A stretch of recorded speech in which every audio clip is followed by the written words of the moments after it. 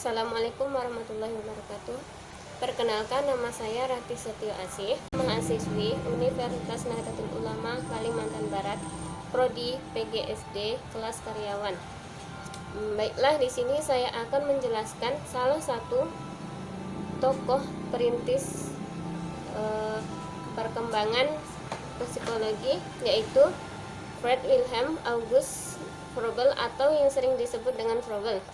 Beliau lahir di Jerman pada tanggal 21 April 1782 dan meninggal di Jerman juga pada tanggal 21 Juni 1852 pada usia 70 tahun.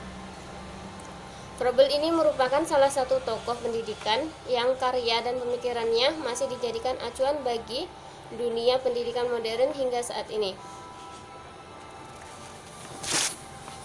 Beberapa riwayat hidup Froebel diantaranya, pada tahun 1800 Froebel belajar di Universitas Jena, dan pada tahun 1804 Froebel belajar arsitektur di Universitas Frankfurt.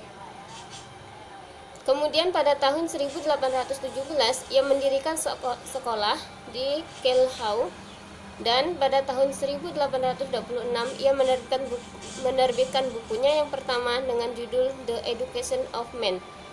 Pada tahun 1840, tepatnya pada tanggal 28 Juni, Froebel membuka sekolah taman kanak-kanak.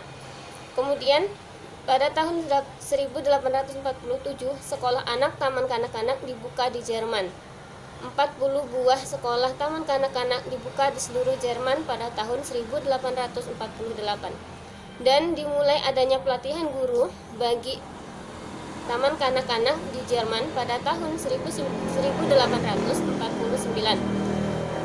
Dan Froebel meninggal dunia pada 21 Juni 1852. Beberapa teori Froebel dalam ilmu jiwa ini, Froebel tidak memberikan batasan-batasan umur tertentu bagi anak-anak.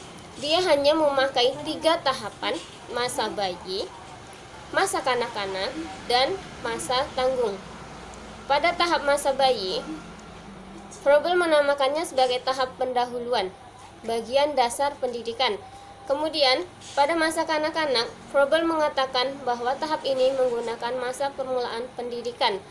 Seperti contohnya, pertama masuk SD atau bisa dikatakan pada taman kanak-kanak. Kemudian yang ketiga, masa anak tanggung. Dalam bagian ini, anak sudah mulai mendapat pendidikan secara formal dan sistematis, baik itu di bawah bimbingan guru maupun di bawah bimbingan orang tua. Kemudian, asas-asas pendidikan Froebel berdasarkan pandangannya tentang pendidikan atas 2 dasar. Yang pertama, ada dasar teologi, yaitu dasar ketuhanan, dan yang kedua dasar psikologi. Dasar ketuhanan ia berdasarkan pandang teologi pada alam. Kemudian asas perkembangan.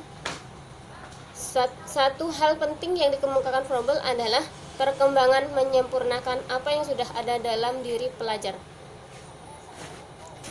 Kemudian selanjutnya, kurikulum. Froebel membagi tahapan kurikulumnya menjadi 4 golongan. Yang pertama ada kelompok usia pra-sekolah, yang kedua taman kanak-kanak, yang ketiga anak kecil, dan yang keempat ada anak tanggung. Yang pertama, pra-sekolah. Melalui buku dan karyanya, Froebel menolong para ibu untuk mendidik anak pada usia pra-sekolah. Kemudian yang kedua, pada masa kanak-kanak, Froebel merencanakan kurikulum yang paling teratur, yang terdiri dari pemberian dan keterampilan. Dan yang ketiga, masa anak tanggung. Kurikulumnya terdiri dari 4 pelajaran utama.